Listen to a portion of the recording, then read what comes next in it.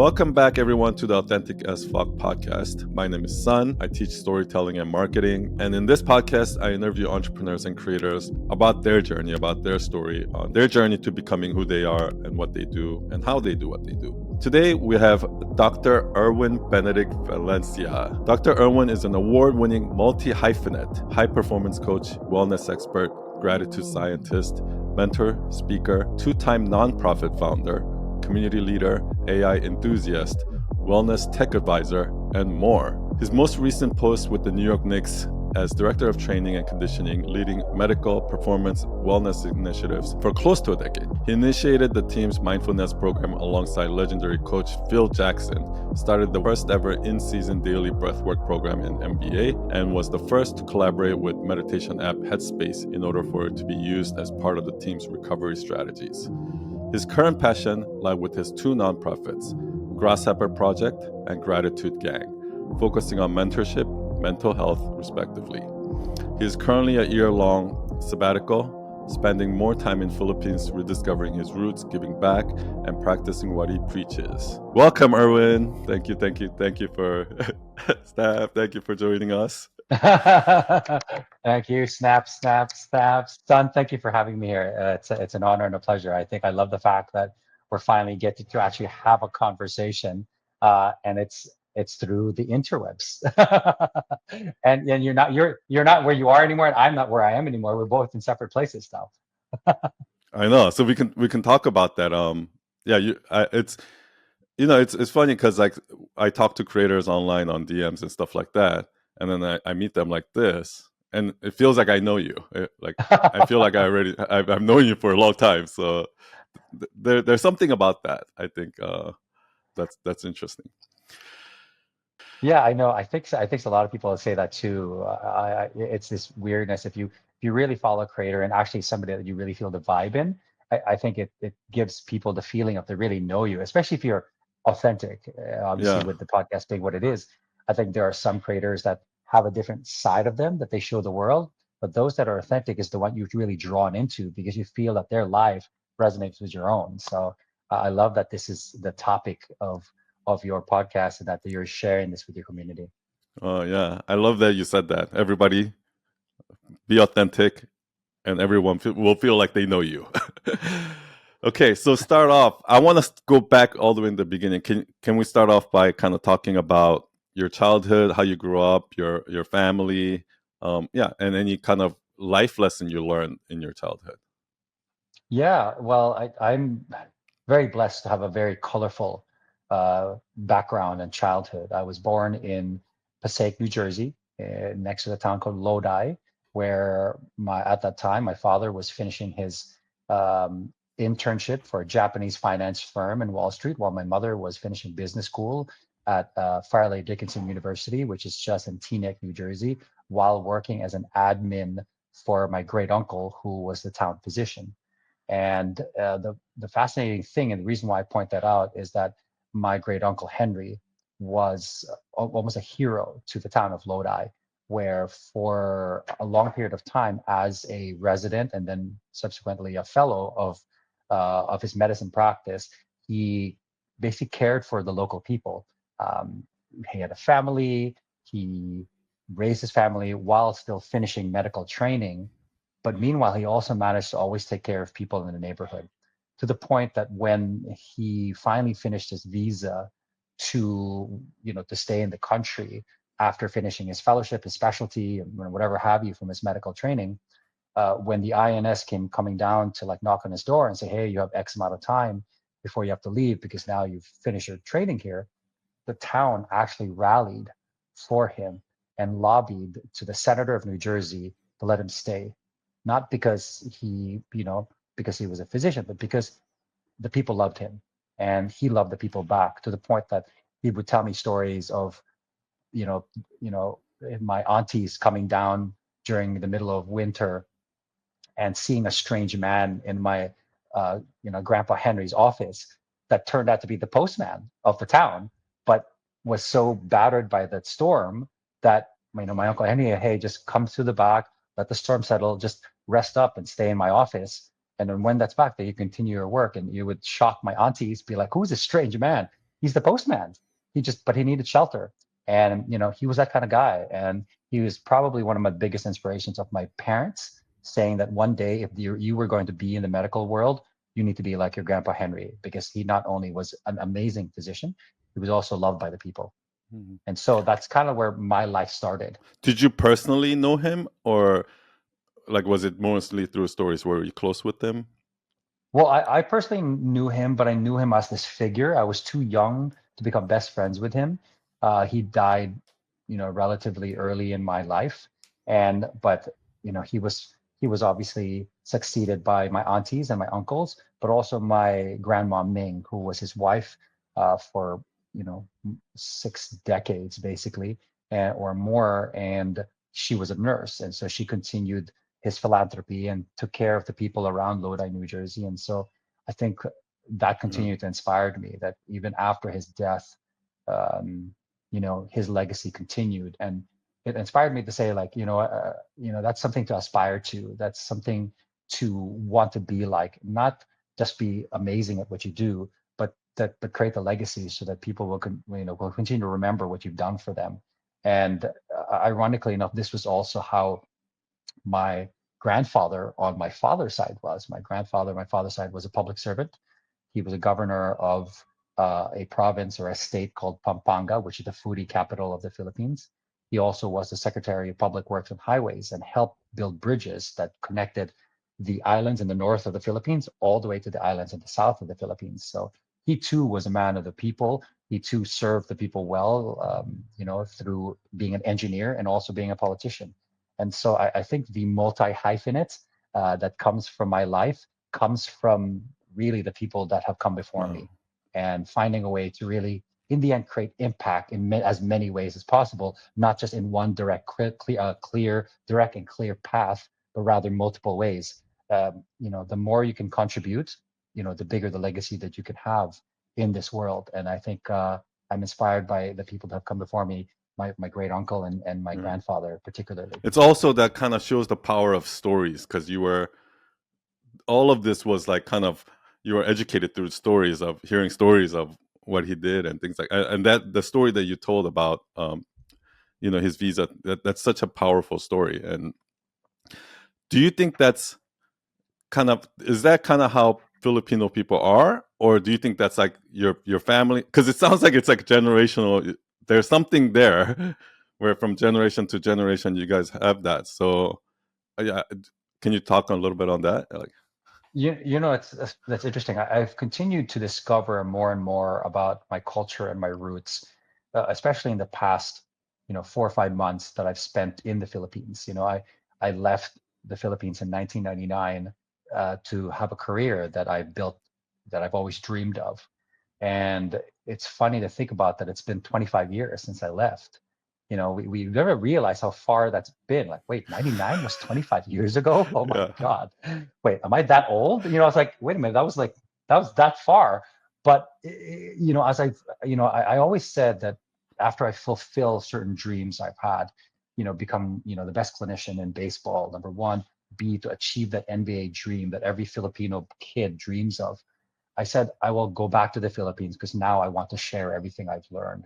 Now I want to be able to impact as many lives as I can through the stories that I can tell, so that inspires kids in the Philippines who have nothing to realize that you can be a kid from Manila or from the Philippines in general, and make it to the grandest stage of your dreams. And so I think, it's funny for me that coming back 25 years later, I begin to study my own culture even more. And relative to your question, what's funny is that it is very inherent in Filipino culture. And I've learned this through the concept of something called bayanihan. Bayan means town or country, bayan, and the nihan means to be about your town, about your country. And this is something that's tribal. This is pre-colonial, pre-Spanish, which is ironic because I'm currently in Spain right now. Pre-Spanish thought process of a town or a tribe helping each other without needing to be paid, but because you are part of this community, we will help you. And the perfect example for that is at that, back pre-colonial days, you had, some people that had, let's say, these bamboo huts, and let's say it was about to flood in one area, so they needed to move these bamboo huts more inland, and so the whole town would come together and be like, okay, let's group together, let's carry this hut and physically move it to a safer place. And so if you think about that, that's about being concerned for everybody else. Two, uh, you are in a sense a host for others. Like if people volunteer to come and be part of your life and help you move your house, you don't pay them. You treat them Mhm. well. You make sure, hey, you get them food, give them water, because and give them appreciation because they are helping you. And then at the same time, and number three, you see that your neighbors are doing it too. So then inherently, all of this cultural norm means that we are always there for others and we're being in service of others. So I think that inherently it's in our culture. I always thought that it was part of being the Spanish influence of like of this niceness of or this sense of what we call Mhm. cariñoso or the sweetness. But that the more and more I've dug into my own culture, I think that is actually pre-colonial Philippines. The colonial Philippines came with the cariñosa thought, the Mhm. touch, the hugs. I think back in the day, tribal Filipinos were like more warrior types, and so but we were loving, but we weren't physical. Mhm. We were loving, but we may be like, hey, nice, good, good job, or like, but there was no the sweetness, this attitude of like fluidity. So, and I think that's what the Spanish brought. So now combine two cultures, one of helping each other and another one bringing the sweetness in. It definitely allowed for this combination of cultures that exist in Filipinos today. I feel like in the Western world, especially in the United States, that's so rare. Community Yeah, kind of like it's all kind of like me for myself. It's very competitive, right? yeah. So I love hearing that. So you grew up with that kind of in your blood, as well Yeah, as kind of on sharing on the the stories. outside. Yeah, and I was always part of groups growing up. I think my parents always put me in, whether it's a church group, whether it's a singing group, whether it's obviously sports. It was always something that had to be part of a group or a team or a community, which then I think has led me as I've gone through the years to kind of combine my life as somebody that people trust to share their one-on-one secrets or lives or challenges, but also at the same time always wanted me to be part of a bigger community because I served as a gel for many. And so not just from a standpoint of me coming in and being the gel for everyone, but also then creating these communities that then people, because of the one-on-one trust they have of me, they say, hey, anything you're doing, if you're building something up in community, count me in because I know if it's you that's involved, you're doing it for a bigger reason, a bigger purpose, and there's always something that is behind this that's actually doing good. Mhm. I love that because I do believe that communities really gets built in one-on-one relationship, and kind of like your great uncle, like that with the postman. That's like a perfect example, right? He has one-on-one relationships, and somehow that's how it was for me. Like when I build one-on-one relationships, actually it turns into like a movement, and the community actually grows. But so many creators nowadays try to force the community, right? Oh, and yes, and they for don't really like sure. spend the one-on-one time. Yeah, I think it's becoming a challenge because everybody knows that if you're about to build something, it's about our net worth. Network, our network is better than our net worth now. And creators feel like it's important to have a community as part of what you're creating in order to scale your sales. And so the challenge there is that if the person is not a natural community leader or nurturer, it looks and feels kind of weird. And I know this because I've been part of a number of communities where I feel like, oh, okay, they say I want to join this because there are all these like different creatives that are in there, so you can join this community, and then you can meet each other around the world, and you're like, okay, cool. But then you realize when the person who's you're following isn't that type of person, then you're broken up into little tribes where like I would get the invitation to be like, hey, I heard you're handling the gratitude community of this bigger community.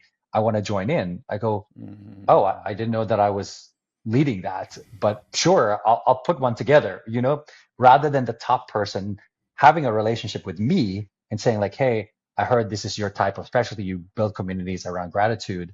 Can we do something? So it wasn't me that took the initiative, but it was part of the bigger person whose program, whatever I'm in, that then, as you said, has this one-on-one relationship to allow me to then grow it.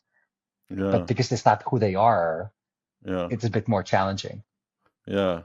Oh, that's so interesting because I love what you said about because I think there are natural community builders out there that like that natural kind of like connectors, right? The ones Yeah. that builds those relationships, and I've seen it too. Like in my company, uh, we had like leaders that we hired that were not natural leaders or natural community builders, and we've had interns who are like natural leaders and natural community builders, and like people will flock around the intern rather than the manager. Like I just feel like the title is just it's the title doesn't do anything when it comes to like building communities and leading people, I feel like.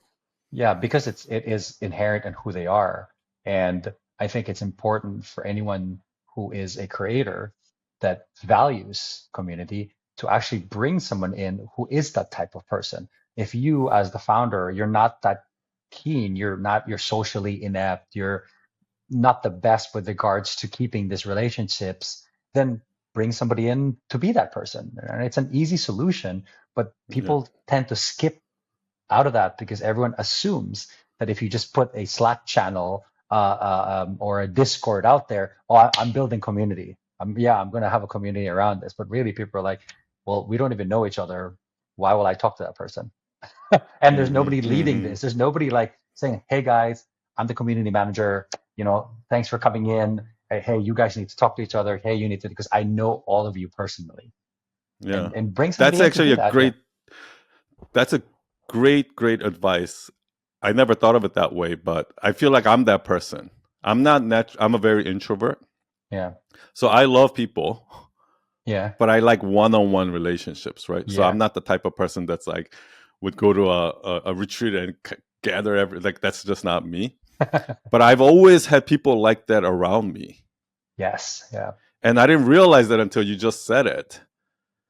And I feel like yeah, that's such a great advice. And also like one of the things I had to learn over my life is I had to drop my ego to let them do their thing rather than trying to Yes, like very control true. what they're saying or what they're doing. Like do their thing because that's what they're good at. Exactly, exactly. I mean, it's with anything. Like it's with, if you're not the research person, you're not a scientist, so to speak, in the classic sense, then bring somebody in who is that scientist. And then I learned from this. I'm very close with Andy Puddicombe and Rich Pearson, who started Headspace when they were building it. And they said, okay, when they finally had money, when they first, tried to fund Headspace, the first person that they brought in and hired was a chief medical officer in order to, they said, well, you know, Andy was like, well, I've been a monk for 10 years. I know the practice.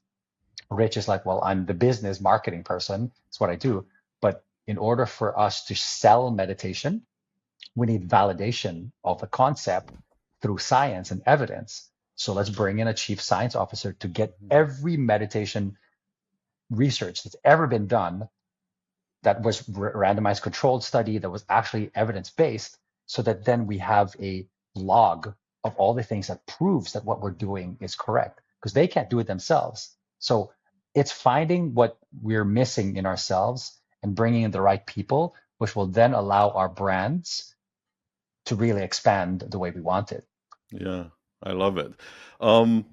So let's go through like so from your school years, how did you get into this space and like so how did you get into the medical wellness space and how did you get into this like meeting all these people because you know a lot of cool people. I'm just gonna say that.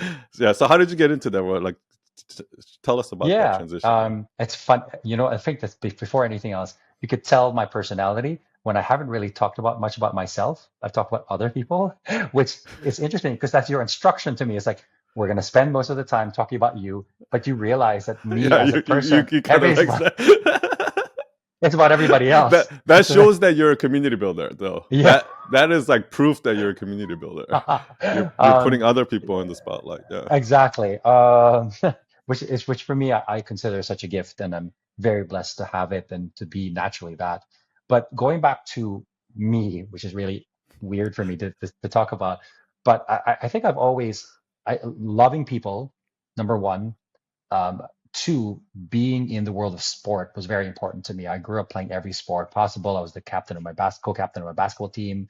I was also a black belt taekwondo. I was part of the taekwondo team. I was also I've run track and did track and field. I threw the javelin, the discus, but I also sang in choir. I also, I was a host and MC for all our school activities. And I was also, the public relations officer of our school class. And I knew that if I said, I said, what can I do with all of this? So my initial dream, ironically, and I don't know if you're in my generation, but my dream was really to be an MTV VJ, to be a host. Like that was really like my ultimate dream. I saw MTV when I was third grade when it was just opening.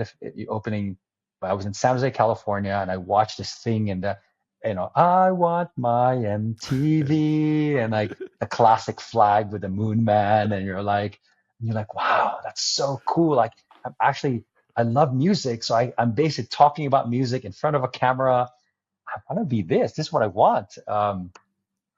But I also love sport. And so when I was growing up, I think the vision I had and I wanted to be a broadcast journalist. I wanted to be either in entertainment or I wanted to be in sports. And at that time, it was just the beginnings of this sports news entertainment, like what ESPN now ESP.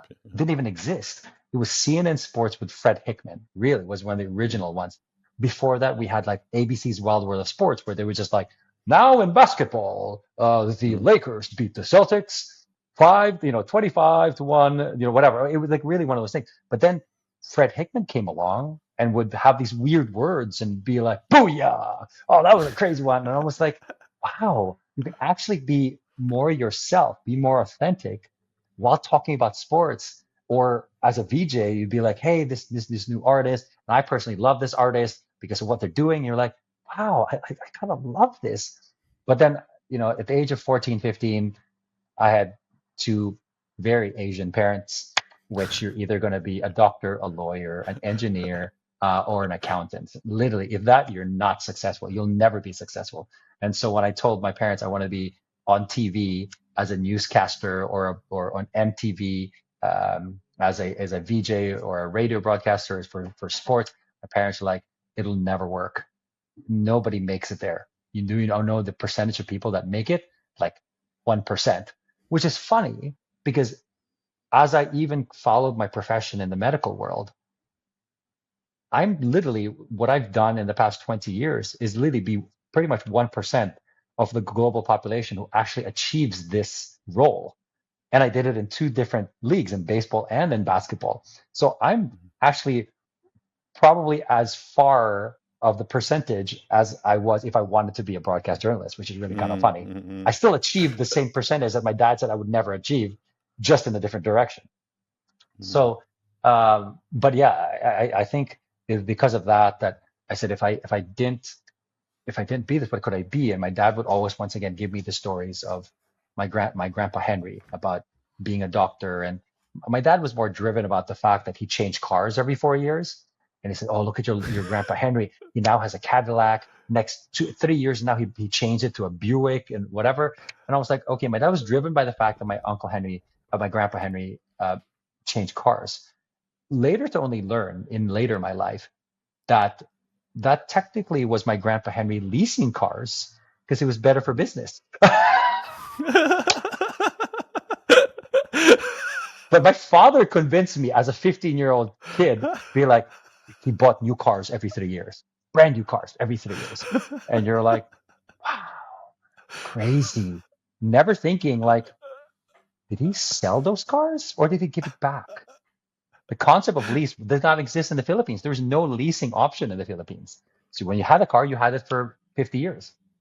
So, Yeah, yeah. so anyways, but my dad convinced me that the medical world and the fact that you could be amazing at what you do, but also give back to society was something that my father particularly said, do something that will give you that sense of accomplishment. But it really wasn't until I was like senior year in high school and I visited a radio station in the Philippines and I met people who I listened to every morning, Chico and Del on this radio station called RX 93.1, which was at that time the pop, the top pop radio station in the Philippines. And and I actually went to them. I went them on their morning show. I woke up in the morning, I went there as they began the morning show. And one of the towards the end during their break, I talked to Chico and Del, and they were like, "Hey, so kid, what do you plan to take up in college?" And I said, "Oh, I want to be like you guys. I'm going to take up broadcast journalism." And he said, "That's cool, but," he said, "if I were you, if I could give you any advice, I would say do not take broadcast journalism." I was like, "What? Why?" But that's what I want to do. He says, "Well, if you have the gift to do this, you have the gift no matter what. You just have to practice that. You don't have to go to 4 years of college to speak in front of a microphone because even those that sometimes go to 4 years of college to speak in a microphone aren't even that good at it. It's fake. It's not authentic. But if you have it as a gift, put that on the side and do something that will actually give you stability in life. You know, whether you want to go to business, you want to be an engineer, and not to sound like your parents, but they're right about finding something stable. They may not say it as savory as you'd like to hear it, but trust me as I say that, because now as somebody who's in this industry, I sometimes regret that I wish I should have taken something else to add to my stability Mm, while I did this because I had passion and I had a gift for it. So if I were you, mm, go in a different direction, but continue to practice who you are in this, because one day, once you've made enough money, you can do this as forever long as you want into your retirement days. But to build this whatever this stability, it's harder to do that later in life. So do it yeah. now. So I was like, okay, wow. And funny enough, I followed him. I said, this is the direction I'm going to go. So I started, then applied to different schools. I could have gone to, you know, either bioengineering at UCLA or San Luis Obispo, because my cousins, my older cousins, would like encourage me to go to California and go to school there. But then I also got accepted to physical therapy as a bachelor's degree at the University of the Philippines, where my father went to school, where my grandfather went to school, and I said, you know what? If I'm going to stay in the Philippines for another 4 or 5 years, might as well do it now because I'm probably going to live in America the rest of the time.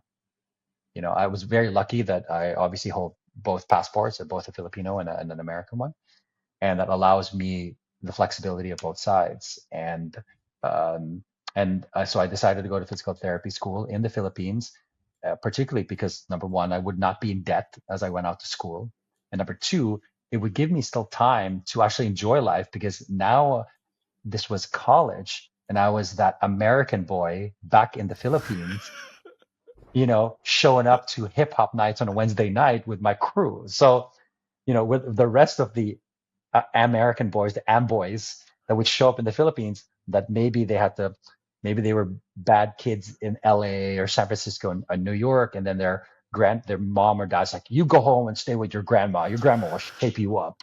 And these were my people. It's funny enough, you know. And so I ended up staying there. And ironically, even being in the Philippines in my first year, not only did I get a chance to actually become one of the first Filipino MTV VJs, I also became a traveling MC for the top pop band in the Philippines. And I also ended up getting a radio spot. So it's kind of ironic that even though I decided not to go on that path, it still showed up in my life, even when I Yeah. decided to go towards physical therapy and medicine. It's kind of crazy. Exactly what like the DJ told you. Exactly. Like wait, so can you kind of give us because people are probably wondering like, okay, how did you get that gig? Or how did you go from, like how did you get that DJ gig? Or how did you get that, like, Yeah. do you know what I mean? Like how does that something like that So happen? here's the funny story. So So this was the grand situation. It was on TV, on the radio. Hey, they're like, we're searching for the first ever Filipino VJ, the first ever Filipino VJ hunt. And so it's a big thing in the Philippines. Everyone that was in media, all the known DJs, everyone that was like an artist, celebrity was all about talking about it. So me and my carpool mate, one of my good friends, Chin Palafox, who ironically now is an amazing eye surgeon. We would carpool together going to school in the Philippines. And one day I said, "Hey, Chin, can you do me a favor? Can I give you my, at that time, Video 8 camcorder, and can you record me? Can we go to like an open field? And I just want to do some crazy stuff because I think I want to apply for this." And she goes, you should. You're so perfect for this personality, so perfect for this." So I did this video where I was running around, and first I said, I am your next, I am the first, I will be the first Philippine VJ because, and then I would like run around the field because I'm energetic like this, because I'm funny. Hey, I give good jokes. I did this little crazy things, and I did these edits. And imagine back then, you came a camcorder, you put it on a VHS, and then you press play, and you edited it by these little clips, these little clips. And then to make it even perfect, what I did was I said, what song encompasses this experience of me right now, so that then the judges will look at this. So I put on the background, the song was "What a Man" by Salt and Pepper. So imagine it'd be like, "Hi, I'm your next Philippine VJ because what a man, what a What a man, man! what What a a man, man! mighty good man, mighty good man." And so it was really funny. It was entertaining, to say the least. I mean, it was TikTok before TikTok, basically. That's what it was. It Uh, was TikTok before TikTok. And I submitted it. I just threw it in there. uh, And what happened, it turns out that then one day, an ad was coming up, and I just let it go. I said, I don't know if I'm gonna make it, whatever. And one day, one of my classmates called me and says, "Hey, I think I saw your name on TV." I go, "What do you mean?" It says, "Here are out of a thousand, out of a thousand applicants to this VJ hunt. Here are the top 100." And they literally listed it up going on the TV screen on TV. And my classmates were like, "Hey, that's Erwin. I think that's your name. Did you see your name?" It's like, where? I didn't see it. And you're just waiting the whole time in front of the TV. It's like, when is this commercial going to come back up? Excuse me. So when are you going to come back? And I saw my name, and I was like, "Oh my God." And then the call came and said, "Hey, this is Erwin Valencia." Literally, this was on my home phone.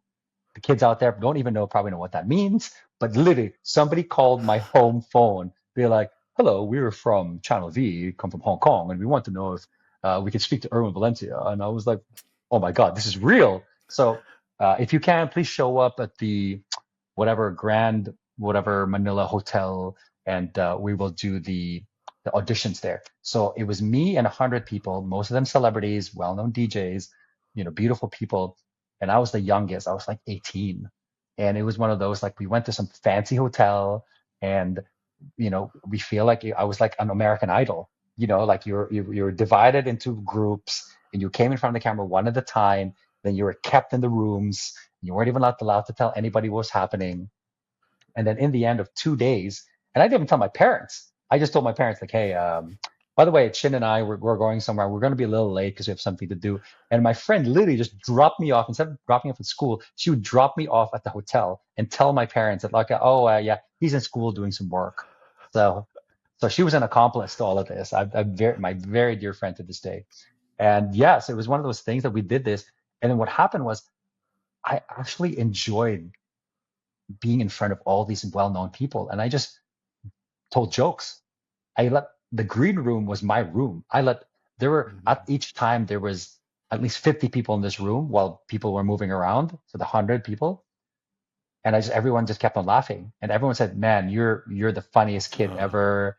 We love you." And then so even when doing their interviews, their personal interviews or personal slots for the audition, they would laugh. It's like, "Hey, what's so funny?" "Oh, this kid, Erwin, he's so funny." Like, and my name just kept on coming up for everybody. Like, the judges are like, "Who is this kid?"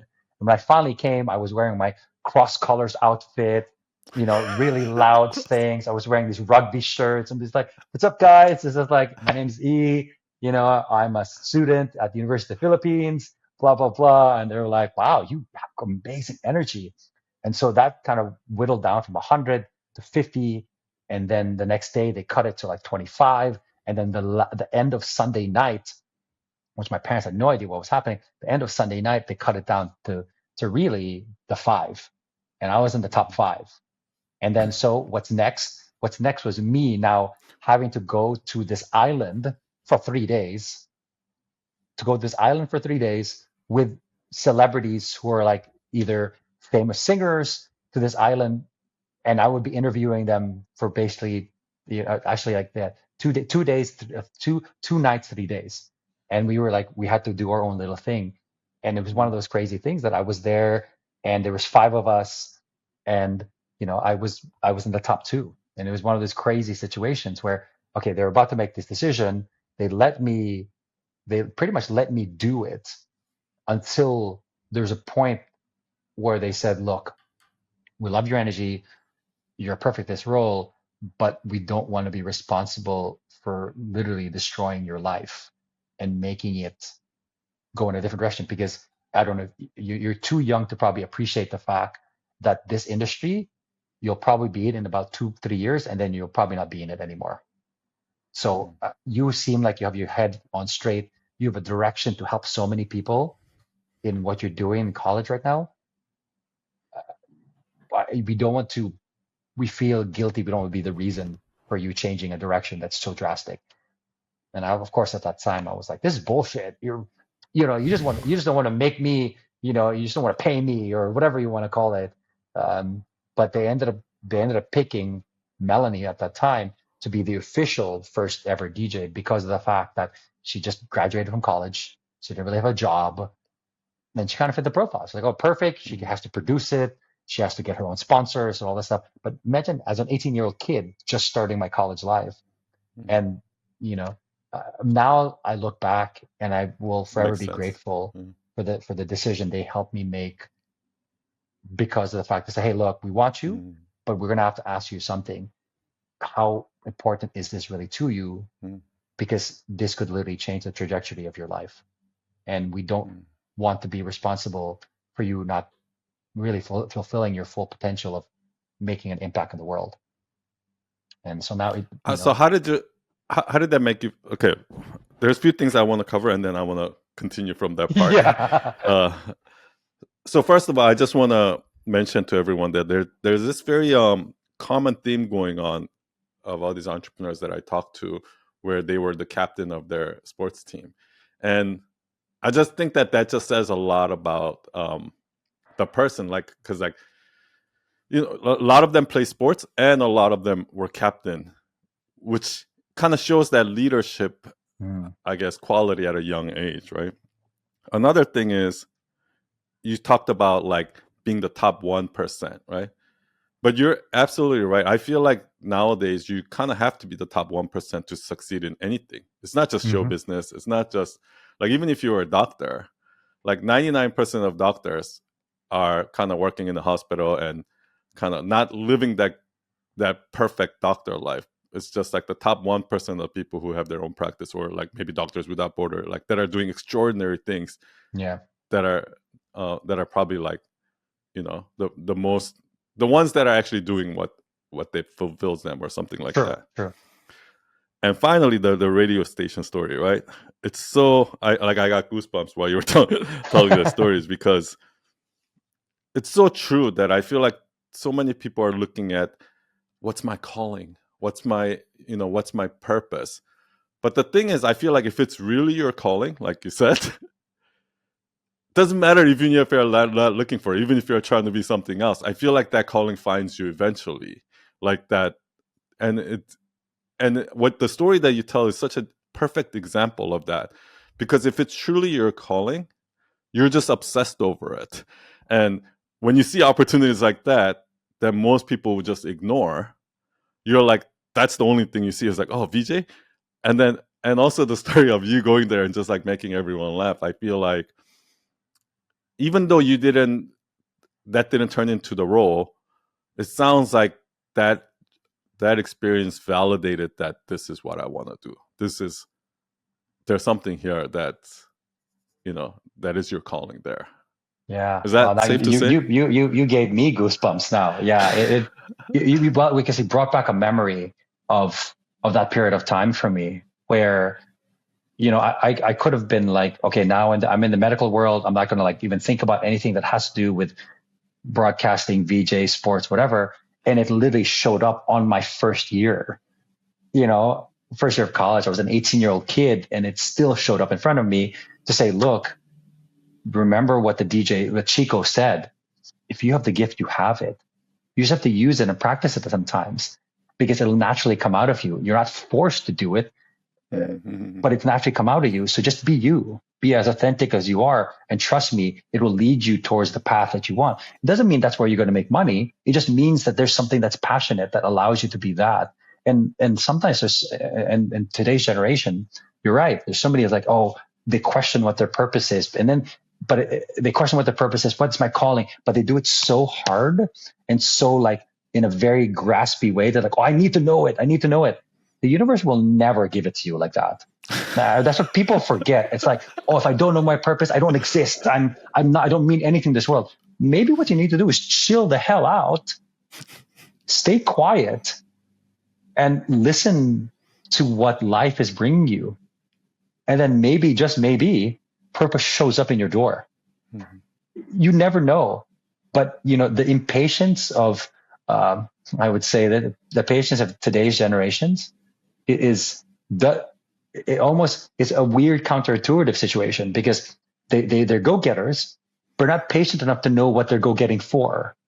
And so now they get frustrated, they get mental health issues, they get depressed because like, oh, I don't know what my purpose. Well, if you were a little bit more patient when you were younger, you would have seen the signs. You would have heard from people around you that don't even know you, that give you pieces of advice that lead you towards what that actual purpose is. Mm-hmm. And I think that's something that's missing in today's world because we have access to everything. Where in the past, I didn't have a smartphone. I didn't have anything. It was more like you let the universe guide you towards things, and then you stop and you're like, hey, what did I learn in that conversation? Oh, wow, okay. And then suddenly there's an opportunity that means grab it. So I think that's sometimes what's missing in I love that. In today's world. It's like people don't stop. Yeah. It's kind of like what you said before, like you have to slow down in order to, like, slowing down is going to make you actually go faster. It's because what happens that slowing down makes you skip steps because that was what you were meant to do, rather than like, we're going to keep fast. Now that steps are like smaller and smaller because you want to go fast. So did you end up becoming a physical therapist? And like, what was the rest of those so going back, early career? I know. My life is so colorful that there's so many stops along the way. So yes, I finished physical therapy in 99 in the Philippines. I went to the US and took my board exams here, lived in San Francisco, was literally studying for my boards. And then I got my first job in the Bay Area. But then I wasn't fulfilled because I said, like, okay, now that I have my license, is this what it is? Like, I'm sitting down in a clinic waiting for these patients to come, most of them old people. Yes, some of them are weekend warriors, but my dream was to be in sports. And so I said, what's the next step of this? And I remember when I was 18, it's like, if I can't be in sports, but in the broadcast side, then maybe I can be in sports in doing something I'm good at, which is taking care of people. And hence, that came about through a dream when I woke up in the morning one day. And it came really from, let's say, for example, I was watching Super Bowl. I forget which Super Bowl that was. It was with the 49ers, which was my team. Yeah. And I forgot who they were playing at that time. Maybe Buffalo. Was it Denver? Denver. Yeah. Actually, you know what? It was Denver. Yeah, it was Denver. And I remember for the first time, I saw this doctor, maybe it'd been like a Kaiser Permanente ad or something like that. And then just said like, this person was doctor, blah, blah, blah, sports medicine. I was like, sports medicine? I didn't know there was a thing like that. It's like, oh, those are the people that are running on the court or in the field when something happens. I was like, what is that? And at that time, I couldn't Google any of this. And the only thing I knew was like the word sports medicine. That's the only thing I saw. So I wasn't a, wild goose chase to figure out what this was, to the point that one day I was dreaming so hard that when I woke up, I was dreaming so hard that, that I visualized me being in the middle of a basketball court, filled with lights, filled with like the smells of cologne and popcorn in the air, with the sounds of basketball drumming on the ground, with the music blaring. And it was so vivid that I woke up in the morning like with a full body sweat. And I was like, oh my God, that's it. Whatever this sports medicine thing is, that's what I was meant to be now. And it's funny, that vision I had when I was 18 was fulfilled in September of 2014. And it was when I was finally. So you just applied to different sports medicine kind of positions? So I did. So no, what I did is that I said, okay, I finished physical therapy school first. After PT school, I was trying to figure out what it means to be in sports medicine. That means to also be what you call an athletic trainer, a certified ATC. That would give me the door to get into the world of sports and not just be a person in the clinic. And so I looked for programs, but at that time, at 2020, there wasn't even like programs for the person that I was already. I was already a licensed therapist. So for me to go back to school to get another license, which I already have, didn't make sense. And I was lucky enough on my journey of traveling for schools in '99 that early 2000, my father and I were traveling around Boston and New York.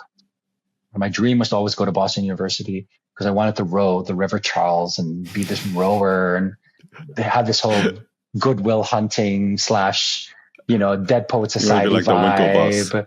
Yeah, whatever, Winklevoss vibes, whatever. I just wanted to be like that because I watched the show, but this proper, Harry Potter vibes type situation. But a professor and a program director at Boston University said to me, like, look, you already are a licensed physical therapist. You don't have to come to BU to go get a master's degree to be a physical therapist when you already are one. But I know you want to be in sports medicine. Let me connect you to my friend and colleague, Julie Bernier, who's up at Plymouth State University. And she's starting a program for people like you who already are licensed to be able to transition into that world. I was like, oh my God, connect me. Let's do it. I called her, we had a 45-minute conversation. And this was, let's say, I don't know, March, or maybe earlier than that, maybe fall. By July, I was in beautiful New Hampshire, not even knowing, and I was literally maybe one of 10 minorities in the entire school, up on top of the mountain with this beautiful scenery. And I was like, wow, this is where it's going to happen. And so I spent 2 years there, spent every summer at Stanford University volunteering with their basketball and volleyball teams and their camps and stuff.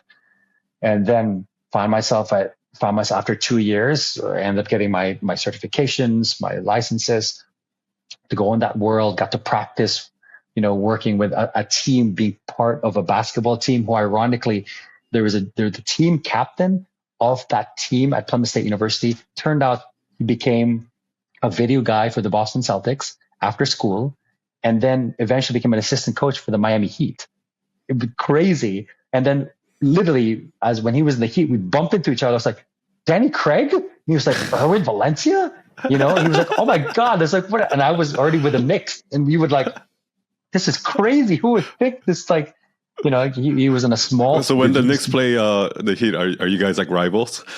Yeah, the Knicks and the Heat, as you know, have this whole history of being rivals. So even to the point, like, let's just take, for example, my relationship with Coach Eric Spoelstra. Amazing man, half Filipino, half Greek, maybe a quarter Filipino Greek guy. And, through the years, we've been very cordial with each other. We know each other's numbers, we text each other. But during the season, I can't really talk to him that much. Even when we see each other at games, it's very like, Coach, hey, Erwin, because the New York-Miami rivalry is so strong that when I finally was not with the Knicks anymore and I came down right after Easter to watch a game for Miami and New York, he's like, oh, Erwin, come in here. Like, I went to like the locker, his office. He was there when he had like all these reporters coming in to interview him right in front of me. It's like, hey, Erwin, you want to like do my press conference for me? And I was like, this is this is such a different Coach Eric from the one of me being a Nick. Yeah. Now I was like a neutral guy, like, oh yeah, come hang out, come to the back. So yeah, but anyways, so what happened is like my road through there ended up going from New Hampshire to did my postgrad fellowship at Yale, which gave me that taste of the Winklevosses or whatever you want to call it. Because then one of the teams I took care of was the rowing team. So I handled rowing athletes. I handled the women's basketball team, the volleyball team. But then the rowing, I was like, and Yale has this crazy rowing program with like, even like at the dungeon, they had this rowing machine, the water that was inside, it was with waves. It was crazy. But anyways, like and then from there, I continued to like get better at my craft. I ended up moving to New York City, my first stint in New York City, working at a clinic on 53rd and Madison, just mixing it up. And even then, I was honing my craft as a manual therapist, was seeing 30 patients a day. It was kind of wild. But then how can I make this better as an experience for the patients that I work with? And I started discovering alternative medicine techniques that then I became really proficient at, to the point that the New York Post would do interviews with me, and they would volunteer to be patients because some of the reporters had their neck pain or their back pain. They're like, oh, I'll come. Can I do a story on you while you treat me? I was like, sure. What was the thing that got you into that kind of Eastern, like? I think what got me into the Eastern thought process was the fact that I started getting tired of just like, okay, doing manual therapy where like, okay, now you use your elbow and you're trying to like move some tissue there and you're trying to really stretch hard. I said, there's got to be a better way. And I said, well, I'm an actual Eastern guy, so I should practice more Eastern stuff. And it was weird with that simple realization, like what brought me on a journey to be like, how can I make this easier, not just for me and my body, but also for the patients I work with? And so it became lighter. It became certain taps that I would do. I would do this thing called PRT, and then I would do little like points in the body where I would do tapping, all that stuff. These things, and then simply talking about nutrition. Hey, don't eat spicy food. Go more base, like little things that would tell my patients. My patient would be better in like 3 days. And it was like really crazy. It's like, what's funny, as we talked about before, sometimes we try so hard to do something because we think that's the way to do it. But then if you really think about the Zen Buddhist thought process, you think about the Eastern philosophies, it's about the simple things that then allow for massive changes to occur. And for when the realization came really full force for me, that's when my practice like shot up, and I had newspapers coming to see me. And is that what led to kind of working with the Knicks? That led me then to say, okay, I'm getting known for being this amazing clinician. If I'm going to be in sports, I need to do it now, or I'll be too late. Or now I'll have to open a practice and blah, blah, blah. I'll use this as my advantage to get to that next step, which is work in sports. And so what happened is that I went up to a workshop in Vermont after applying for this internship role with the Boston Red Sox. And I went to Vermont, and I was the kid in the front of the workshop, or this 3-day seminar. And, the speaker, the guy the teacher of the workshop at one point in time was like, hey, there's a number of baseball teams that are here represented with their staff. You all made me want to talk to this kid. His name is Ron Haruska. Ron Haruska's like, you may want to talk to this kid because this kid's special. And so everyone was like, who's it? We got to talk to this kid then. So I had multiple baseball teams at that time wanting to have a chat with me. So you're wanting to get into baseball? Are you you were in baseball? What is it? Like, well, I just came from an interview with the Boston Red Sox, and I think I want to do the internship. It's like, but you're pretty overqualified for that. And I was like, yeah, but at least it's my foot in the door. Well, if you want a foot in the door, we get a position at the lowest level. We'll send you down to Florida and you can practice whatever you want, but know that you're not going to get paid much, and you're probably going to be living in some motel with some 18-year-olds. But if you're cool with that, at least it's better than an internship. At least you're actually like a part of the team. You're not just a kid for the summer. I was like, you know what? That's it. That's where I'm going.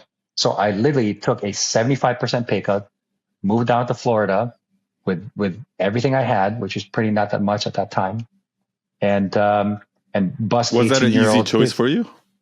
Or was It that like a no-brainer choice for you? Or for because it's me, 75%, most people will never never do that, right? Like, yeah. For me, it was an easy choice because for me, I said,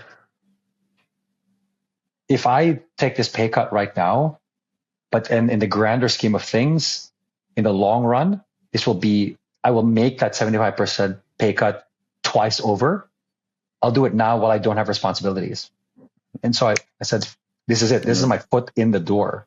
Yeah. And that helped. And just then that suck it up for a little bit and suck it up for a little bit. Suck it up for a little bit and learn. Because at that time, remember, I didn't even know, how to create return to play programs for baseball players during the season. And it wasn't a major league position. It was a minor league position. So even if you screw up, no one's going to kill you, basically. And so it was a good place to practice. But then I used everything I've learned from being in New York for 2 years and practicing my craft and being known from the New York Post, that then a lot of major league players started coming to see me. And they said, how come this guy isn't in the major league with us? And so literally it made a case for some players to be like, hey, this guy needs to, and it created the first ever major league rehab director position in the Major League Baseball history. And that was me. Wow. I love how your entire life you just focused on doing the thing you want to do the best as you can. And it seems like people around you recognized your talent. And as people around you recognize, it just led to more opportunity. Like, it wasn't like you're going out chasing for these opportunities. Yes. It's like, it kind of showed its way just because people saw you, like with your passion and all of that. Yeah, I want to pause right there. Go ahead. I'm going to take a sip too. I have a bunch of things I wrote down here.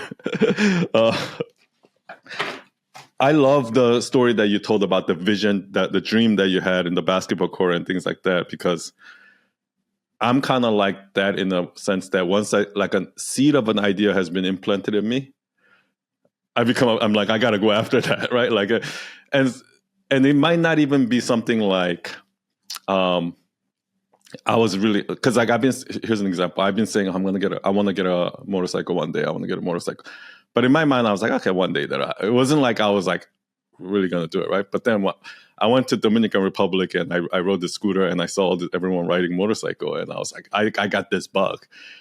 And a seed has been implanted in my head. And once I got back, the first thing I do is like, okay, how do I get a motorcycle license? And I started Googling it. So I feel like once that seed's been planted in you will, but without that goal, I feel like no action will happen. So I love that part of the story. Another thing is, here's a question. So when you were went to BU with your dad and you asked those questions to the in BU, is that something? Because that's also reminds me of when you went to that. You just say you just went to the radio station in Philippines, like you just walked there and you just just kind of asking those questions and just being open to asking strangers for help or questions. Were you always like that? Because that's for most people, they find that really hard to do. Yes, I've always been like that. I've always been curious. I think one of the things that I was born with is natural curiosity. And I was this kid that loved Encyclopedia Britannica. I don't know. Most kids nowadays don't even know what that is. But do you even know what Encyclopedia Britannica is? Yeah. I think I'm 2 years younger than you. So from the story that you were telling me. So I loved Encyclopedia Britannica because it was like the Google of our days, where you would open these volumes of books and they would have different things that you want. I was naturally curious. And also I love a mystery and I love solving things. And so my grandma had a library full of Nancy Drew and Hardy Boys books when we were growing up, and when she was in the province in the Philippines, and I would read these books about these adventures of the Hardy Boys and Nancy Drew and the things they would discover and find. And even though reading was my favorite thing, but I loved the adventure of being able to go to it. So naturally, if I had something I was really curious about, I would ask the question. And then, because I always said, like, the worst can happen is that they say no.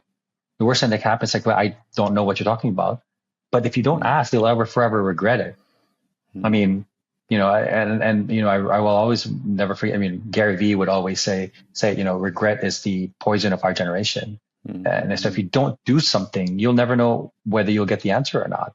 So better do it. And if you don't get what you want, at least you say, hey, at least I know. So so I've always been curious enough to be able to ask the question, but also led myself to the direction where, okay, if I once again, I pause and pay attention. And if there's an opportunity for me to come to a radio station, I'll just go there. It's like, hey, I just want to know if I can connect with, because I know that you have a student program. I was wondering if I can do the student program. And that led me to the fact, well, if I'm going to go there and ask a question about the student program, might as well go there right when the morning show happens, so I can actually talk to these really well-known DJs. So it's still purposeful. It's not like I just go there to go there, but like I try to time it. There's like a little bit of a premeditation. But you weren't afraid to. You weren't afraid to ask and go talk, like, because that's kind of I see, because there's two things about your personality that from these stories, it seems like, so you have that calling, that thing that you're obsessed about. So when it shows itself, you'll be drawn to it, but you also don't have the fear of just asking questions and asking for help or something like that. And it sounds like from your story, those two things in combination have opened a lot of doors for you, and it's kind of led you to all the right directions without you even just really trying, just because you did those two things. I love that. Okay. I have a bunch of notes here. So I think I already asked you this, but like, I love the analogy between like what you said, like the Eastern medicine, and how, just kind of go with the flow rather than trying to force something. I love that part of the story. So let's kind of move on to, so what comes after that? So these. So the next step is now basketball. NBA has come to my life. How did it come to my life? I manifested it. And I say that because it's been a dream of mine since 18 as a Filipino kid, where in the rank of importance in every Filipino boy's life, you have God, you have Manny Pacquiao, you have the NBA, you have beauty queens, and then you have karaoke. So, but Manny Pacquiao has kind of gone down now a little bit now. Manny Pacquiao might be just above karaoke or below karaoke. Manny, I love you. National treasure. National treasure. But so that means that basketball is next to God. Literally, it's not God, but it's next to God. And so when I dreamed this when 18, I remember after baseball, 2012, I finished baseball in 2012. I was like, oh, I'm going to apply for these basketball jobs. There's just two positions. I think one was with the Clippers and one was with the Orlando Magic, and I had the in on it. And I tried so hard. I was like, oh, this is my dream. I'm the best baseball clinician. I deserve to be working in NBA now because I've worked with professional sports. That's one of the things. You need to work in professional sports to be able to go to professional sports. I have all the qualifications. And I think I tried so hard that I ended up becoming second place on both. I got for both positions, and it crushed me because I said, well, I thought I was worth it already. I thought I'd done everything I needed to do. But clearly the universe has a bigger path for me to go in a different direction. Maybe the LA Clippers and the Orlando Magic wasn't my destiny. And so instead of, I was crushed, but then I took a step back. I said, okay, now I continue to work on myself. What do I need to do in order to get to the next level? So I continue to I continue to teach around the world, so that then those who never didn't have an opportunity to learn from somebody like me, I could teach them. I kept on going to Korea, Japan, New Zealand, Cambodia, the Philippines, Czech Republic, Poland, these places that didn't get all the best people. So as one of the best people, I'll go there myself and teach the people so that they can learn something different. And I gave back. I just gave back for literally a year and a half, almost 2 years. And it was on my birthday in 2014 in July. I was couch surfing and I was staying with a buddy of mine in Prague. And, I remember waking up that birthday morning. I gave gratitude to the universe that I was living this 4-hour work week life, traveling around the world, teaching, creating an impact, but also on the side, dancing salsa everywhere I went, salsa and bachata everywhere I went. it was like my cheat code, so to speak. Like, I'll go to your country and your city, but I have to check first if there's something I can dance. Basically, I need to check if there was a like a salsa congress, or there was like some dance social that I can go to. Because if there's no dancing, I'm not going there. So I want to get better at dancing. So it's kind of very similar to Tim Ferriss. For him, it was tango. For me, it was like Latin salsa, bachata. And so it was kind of funny. So that was my driver. And so I was in Prague, Czech Republic. I was staying with a friend. And I said, on my birthday, I was like, I'm grateful for the life I live, grateful for the 4-hour work week, grateful I can dance salsa all over the world. But now it's my birthday. I want to fulfill a dream that was made by a, you know, I was I think 35. I was like, I want to fulfill a dream was made by a 18-year-old kid to one day make it to his dream, which is make it to the NBA. And if you can grant me this wish, I would never really ask you for anything bigger, because I know from there I can create the impact I want to make in this world. And so instead of popping champagne and making it rain like every 30-year-old has, especially when you're in Prague, I gave hugs. It was the first time really somebody, this is pre-COVID, I had a sign, one of those signs. Obviously it became the rage and TikTok and Instagram now, but I did this in 2014. So, I gave a bit of sign. My friends were like, hey, let's make these signs about like free hugs.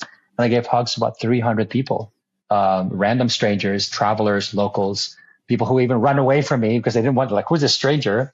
And I just gave it, with a pure heart. And even to the point that some American guy at the end of the day was like kind of slightly belligerent already, but he came to me and said, like, hey, look, man, I love what you're doing. I was like, you mean giving hugs on my birthday in Prague? It's like, yeah, but bigger than that. He goes, there's 30 to 31 days in a month.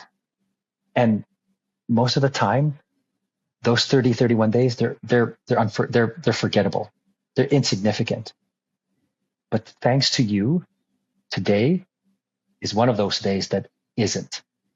So I just want to say thank you for making this day unforgettable. I was like, wow, that's amazing. Like, wow, you were literally making somebody's experience of their month amazing and beautiful. And I was the one that contributed to that. And that was such a blessing for me.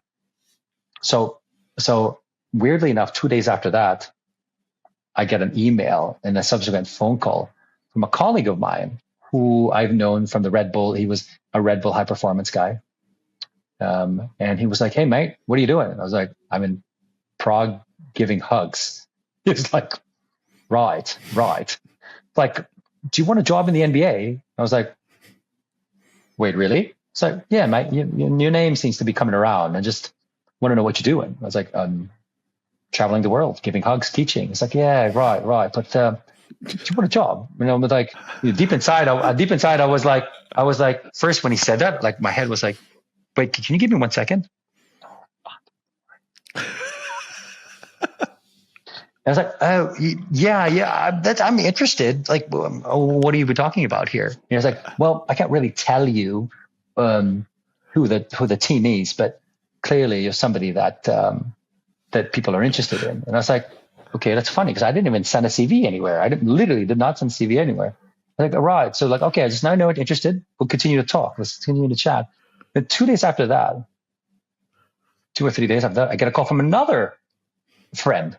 This time from New York, literally somebody who I thought would be there forever, literally just gets let go. And 2 of my friends run straight to their offices and each one called me at the same time. They're like, motherfucker, where are you, man? And I'm like, I'm in Prague giving hugs. It's like, you cheeky bastard. Do you want a job in the NBA? And I'm like, wait, are you serious? Like, really? Like, wait, are they both Australian? No, they're not. one was British. I think I got stuck with Australia. The Australian was the first one, and then the other one was one guy, my colleague, who's Cuban, Puerto Rican. The other guy who's African American. Yeah, they just like, yo, man, what's up? And they called me right away, and I couldn't know who to answer first. I actually answered my old roommate first, Bar Malik, who obviously now it was with me with the Pirates, and then afterwards was with me with the Knicks, and subsequently left the Knicks and started this brand called Barcode. But yeah, so he was my roommate. So we were roommates before baseball. So he called me I answered his phone. I was like, yeah, I can't really tell you the real deal, but we want you here. You're literally the only person we want here. Like, okay, cool. Wow. So send in your freaking resume now. I was like, okay. And it was crazy. I was like, okay. And then my other friend's like, hey, what's up, bud? And he was like, yo, I can't tell you what's happening, but this is your job. You need to come here now. It's like, where are you? I was like, I'm in Prague giving hugs.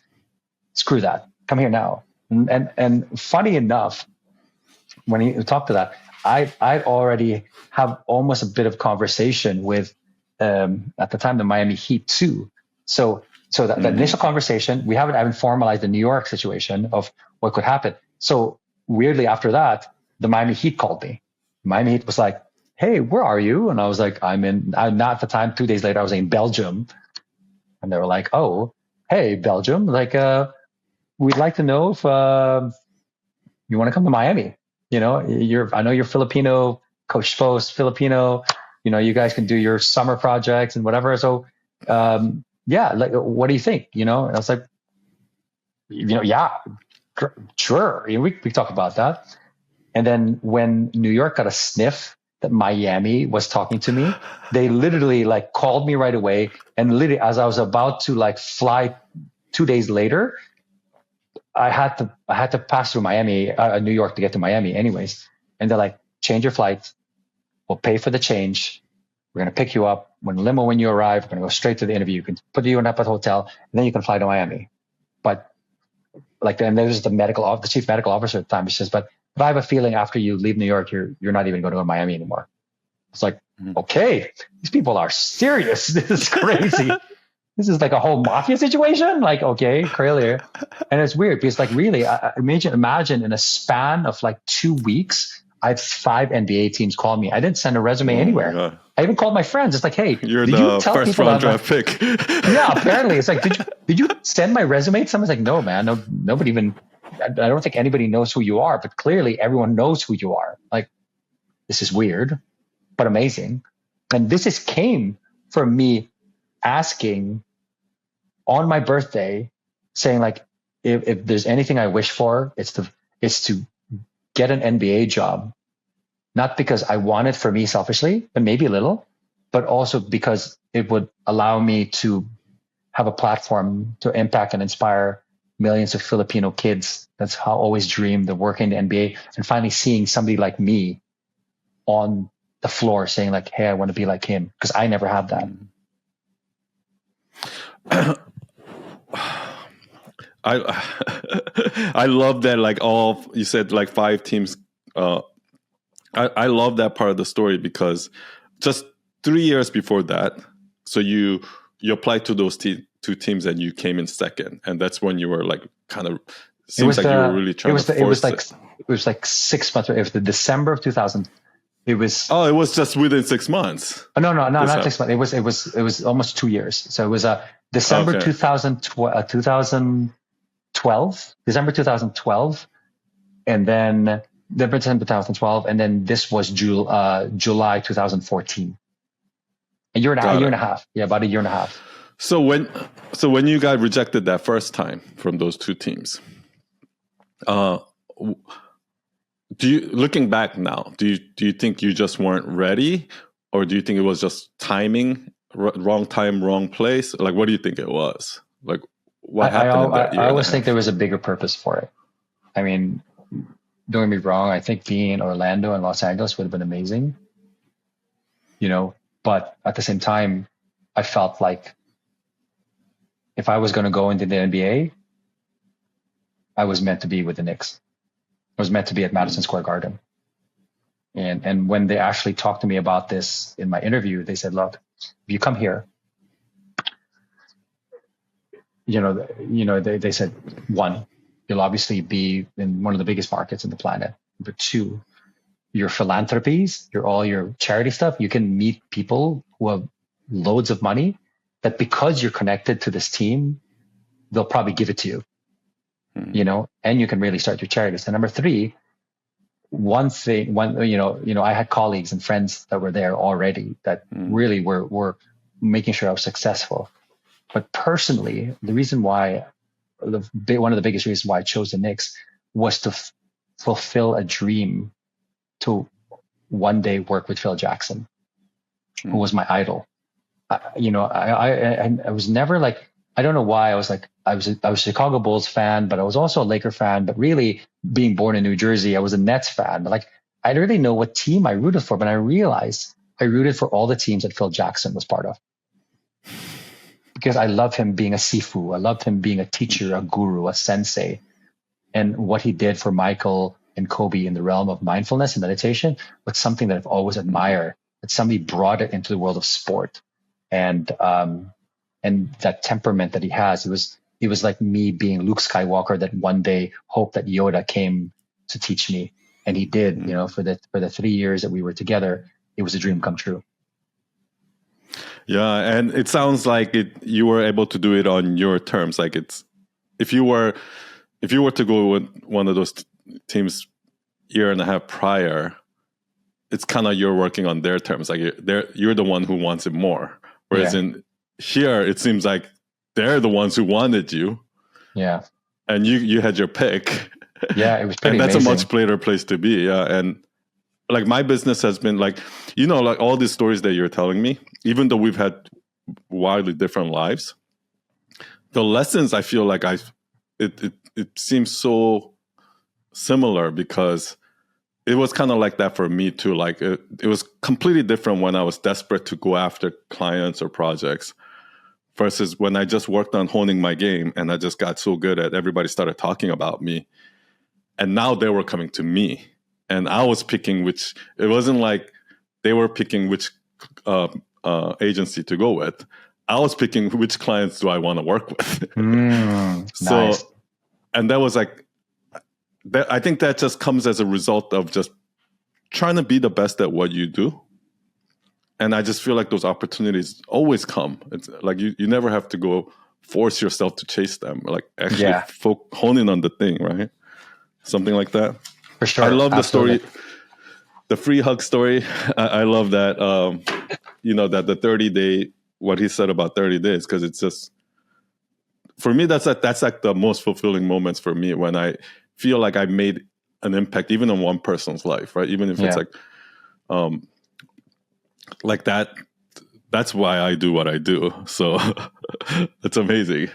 I know it's always, you never realize too. And I'm sure you get it nowadays is that even to this day, that even when I'm not with the Knicks anymore, is that I still get messages, DMs, emails from random people that tell me that they're completely inspired by my journey, that they hope that one day they too can find a way to achieve what I've achieved and be able to then bring it back to those that they want to inspire. And I get those at least once a week. It's the best feeling.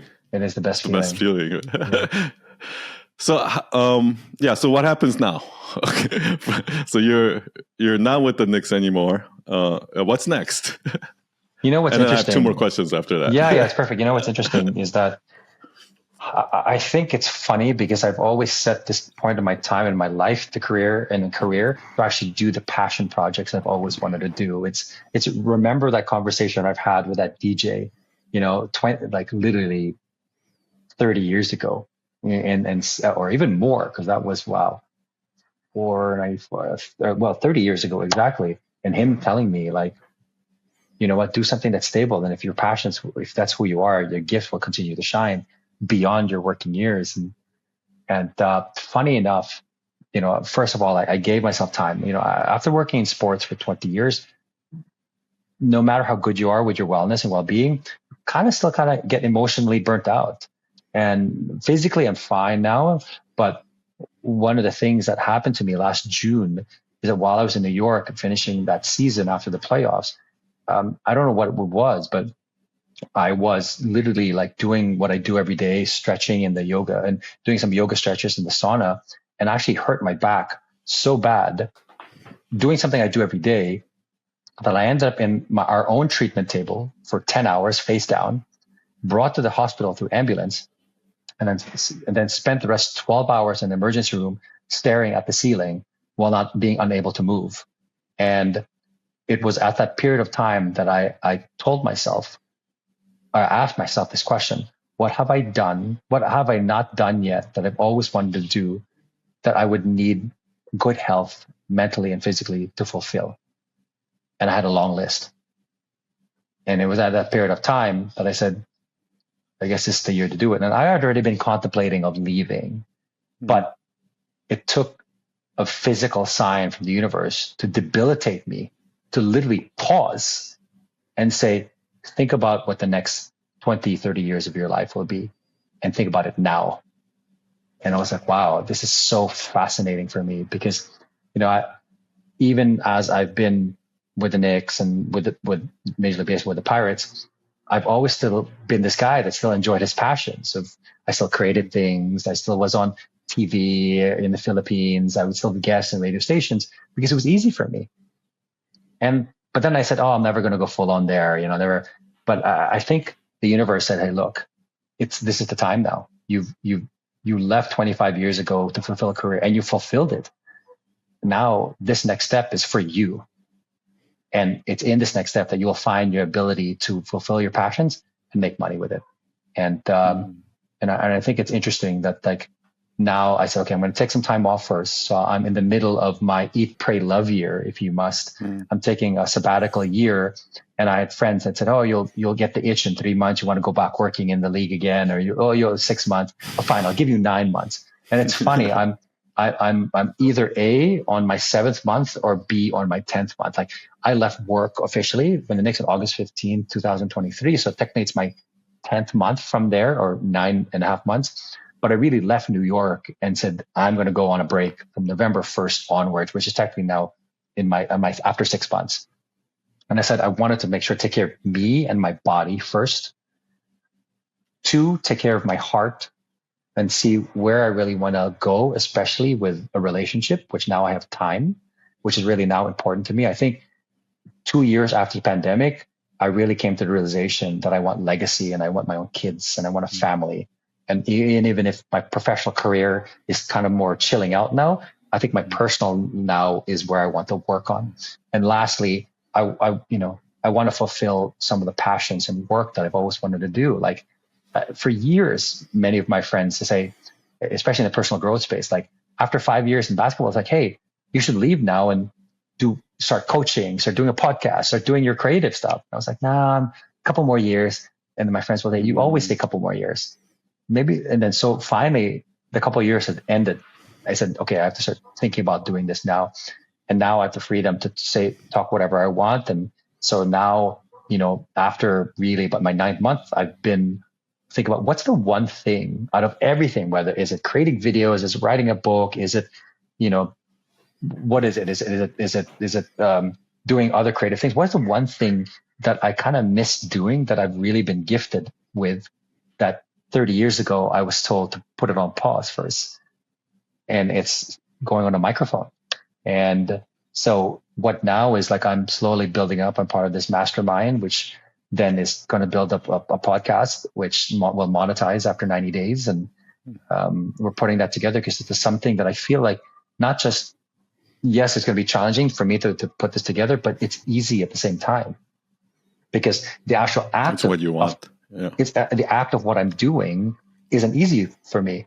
The challenging part will be the business part, but the actual creation of a podcast is not that difficult. It's something I was born with as a former MTV VJ, former radio DJ, former MC. It's a natural progression for me. I have a feeling that just like everything else in your life, if you just focus on the easy part that you love doing, I feel like the business part will work itself out. Yeah. Do you know what I mean? Yeah. No, I know it does. I know it does. Yeah. I love that. It sounds like maybe going all the way back to your childhood, like I see a common theme, right?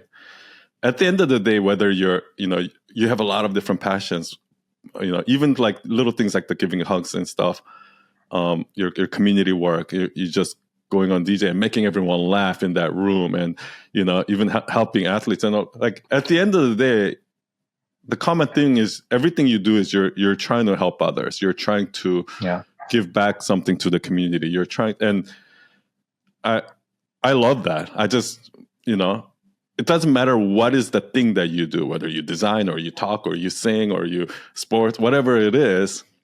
At the end of the day, I think because your focus was on helping them, the audience, and whoever it is that you're giving to, I just think that, that's why you were able to live this fulfilling life, in my opinion. It's very true. I mean, I knowing that, I think somebody asked me, so out of what's one word would describe you, everything you've done? I think I was working, one of my business coaches drew it down to one word. Like everything you do is like, oh yeah, I'm a server, I'm a blah, blah. No, in the end, the one word that defines you is you're a contributor. You contribute to society. It's about contribution. In the end, it's about contribution. And contribute to being on a platform like the Knicks that inspire kids in the Philippines. Contribute by serving the athletes so that they can play. Which then, if they play well, then it brings it back to you, supporting them and contributing to then showing the kids in the Philippines that you can, as a Filipino kid, make it in the NBA. You're contributing to the fact that you have nonprofits. You contribute to the fact that when you do things like podcasts like this, that you're speaking about the stories that have had changed your life. So everything I've done has to do with contribution. And I think it's that has anchored me now. It's like, you're right. Like everything, you could say service, but then service still, there's a bigger word, and contribution is still a bigger word. Service is merely a part of that. Yeah. And you're literally living your great uncle's legacy through, and I just, kind of to circle back, like by contributing, I feel like, like how that community supported him and helped him because he gave so much. You're literally doing that at the world scale now. You have the opportunity to do what your grandfather did in that small town of Lodi, now at the world stage. And I think that's amazing. Like the technology that we have that you're able to do that now, I think is so amazing. I know. And I'm Two excited. questions. Yeah. One, throughout this whole journey, what do you think are one or just few biggest misconceptions that you had when you were younger? Like, I thought the world to be like this, but actually it turned out to be the truth is like this. What are some of the biggest misconceptions that you've learned over the years? Well, number one, all that glitters isn't gold. Number one, meaning that you think that when you're on the world's biggest stage in the most famous arena in the planet, that if you work for the team that uses us as a home, that life is grand and pretty and you don't have to do work. Being there also includes the pressure of New York City. Being there also includes the pressure of the team that's pressured by New York City. Being there also shows you that, without everyone knowing, that the amount of stuff you have to deal with and the anxiety and the mental health issues that you get because of being there is real. Everyone thinks that, it's like pretty, there's celebrities everywhere, it must be amazing, right? No, that means you're working harder than everybody else because you have to deal with the biggest press in the planet, and everything you do is under a microscope. And so you have to level up yourself. You have to level up the people that are around you in order for you to make sure that the players are there to do what they do. And I think that's one of the biggest misconceptions. Like, everyone thinks, I want that job with the Knicks because I feel I can work with them and it'll be amazing and it's going to be exciting. It's like, no, you're working for the Knicks and or the Lakers is probably the biggest anxiety building, I think, teams to work for. But it takes a certain personality to say, like, I got this. I got this. Number two, the sacrifices that you have to make by living this professional sports life can often be pretty large. people think that when you work for a team, you can still go to families' weddings, graduations, have kids and see their lives, have a meaningful relationship, you know, that you're not going to be separated or divorced. All of those happen. Like you'll likely have a relationship that's probably not good, leading towards a divorce or separation. You probably never see your kids, and you're probably going to miss every graduation, every Christmas, everything, because they're all part of the sacrifices that you have to make working in professional sports. And so, yes, it's still similar to all that glitters isn't gold, but this comes from the reality of an everyday life, that the sacrifices have to be made in order for you to be part of this world can be sometimes greater than what you expect it to be. Yeah. I guess you kind of have to decide for yourself, am I willing to make that sacrifice? Because you're right. Like whenever I see NBA games because there's always NBA games on Christmas, Thanksgiving, and sometimes I see players who have flu that are like playing their heart out. I'm just like, oh my gosh, like it sounds glamorous, but like, you know, like also when I see that, I'm like, oh my gosh, like that must be horrible. Like if it's like Christmas Day and you're sick and you have to. Yeah. So one last question is, like, when you look at your audience, all the people who DM you and kind of everyone that you're talking to, what's the biggest misconceptions do you think they believe in that you just want to be able to like shake them? You're like, hey, like the truth that you want to show them. What's the biggest myth that they believe in that you want to show them? The biggest misconception is that I think the younger generation particularly, and no hate, no shade on them more than anything else, but biggest misconception is that you can skip steps to get to your dream job. And I say this because there are so many of these kids nowadays that do DM me. It's like, hey, I'm just about to graduate.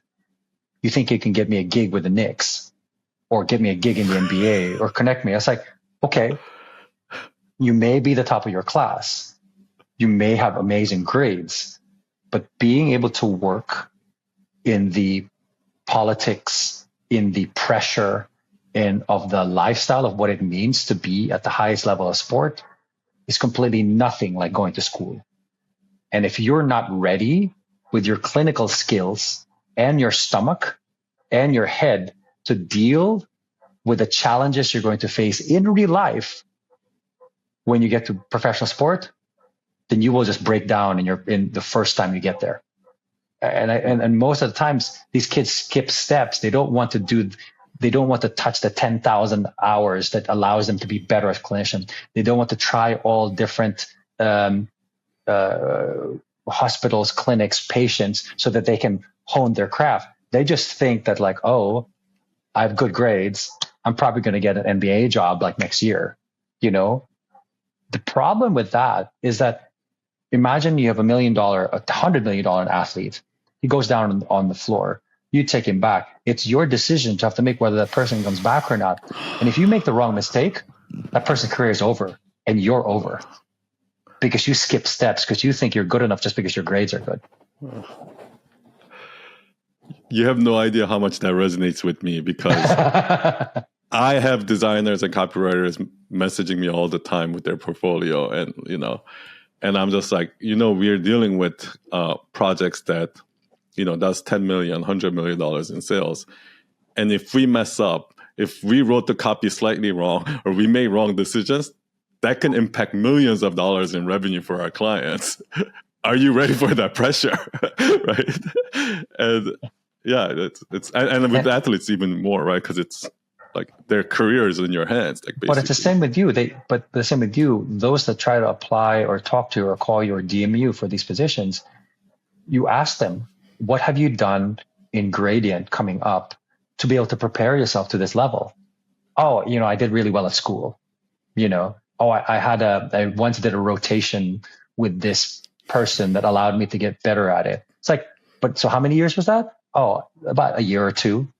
You really think you're ready to handle a $10 million contract, whether that's an athlete or it's our portfolio that you have, with 2 years of school, 2 years out of school, knowing what the real world and real world effects occur? and most of them have this confidence now that they think they do. But when it comes down and face the reality, what happens is they blame somebody else for it. Oh, because I wasn't prepared. Mm-hmm. So that's probably my biggest like thing that I always say, like, do your hours, go through the terrible, 30 patients a day situation, because you'll find out who you are. You'll find out who you are when pressure is now applied to you. Amen. I love that. I feel like I channeled my inner Gary Vee here for a second. So yeah. You're like the calm, like holistic Gary Vee. That's my guy. So I love it. Yeah, I love it, man. Like you've definitely seen the other side. You've seen behind the curtain of like this competitive sports and things like that. So thank you for kind of like showing us like the reality of that. And yeah, I completely agree. And nowadays young people, sometimes there's ways that there's cheat codes that they can skip steps, right? But when they do, what I've seen is even if you were able to somehow cheat your way to skip steps, you still have to go through it, or you'll fall. And I think nothing can beat those years of experience, really. Yeah, in my opinion. Yeah, nothing can beat 2 years. Put the time in, kids. It's important. You can't fake your way when it comes face to face with a reality that could impact somebody's life and the money they make for their family. Can you, to kind of wrap it up, can you tell us like where can they find you? Can you talk a little bit about your charities? And nonprofits I would love to. First, you can find me, like it's written below, at Erwin B Valencia on Instagram, on Twitter, on LinkedIn, on YouTube. Everything is at Erwin B Valencia. I'm lucky enough to be able to like find that, so I'm going to keep all of that. Number one. Number two, Gratitude Gang is one of my foundations that's based on the island of Siargao and in the mountains of the Sierra Madres in Manila, near Manila, where we help with the mental health of kids. Particularly in those 2 places in the Philippines, to help them live more positive lives and collaborate with other foundations that focus on nutrition, because we believe that nutrition and mental health kind of combine together to allow kids to thrive and flourish in life. And so find that on gratitudegang.org. And so please donate, be part of it if you want to volunteer. If you find yourself in the beautiful islands of Siargao, let me know. We'll hook you up with the people that are there. You can go surfing, you can go free diving, and then help kids and inspire them.